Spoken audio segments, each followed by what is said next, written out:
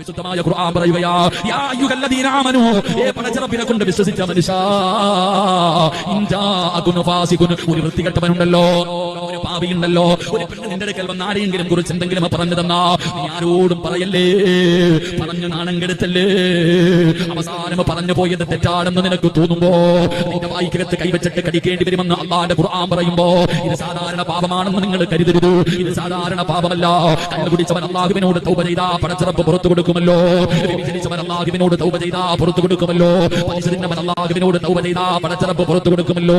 പക്ഷേ മറ്റുള്ളവന്റെ ഇറച്ചി തിന്നുന്ന ഉമ്മ, നീ പരിശുദ്ധമായ കഅബാലയത്തിൽ ചെന്ന് സ്വർഗ്ഗത്തിൽ നിന്ന് കൊണ്ടുവന്ന ഹജറുൽ അസ്വദ് എന്ന് പറയുന്ന കല്ലുണ്ടല്ലോ, അത് നീ എത്ര കാലം ചുംബിച്ചാലും അല്ലാഹു പുറത്തു തരാത്ത ഒരു പാപമുണ്ട് പെണ്ണ്. പള്ളിയിൽ വന്ന് നമസ്കാരം കഴിഞ്ഞ പള്ളിയുടെ പടിയിലിരുന്നിട്ട് മറ്റുള്ളവരുടെ അപവാദങ്ങൾ പറയുന്ന മാതാപിതാക്കള്, 4 പെണ്ണുങ്ങൾ കൂടി കഴിഞ്ഞാൽ പിന്നെ അവിടെ ചർച്ച ചെയ്യുന്ന വിഷയം മറ്റുള്ള പെണ്ണുങ്ങളെ കുറിച്ചല്ലേ.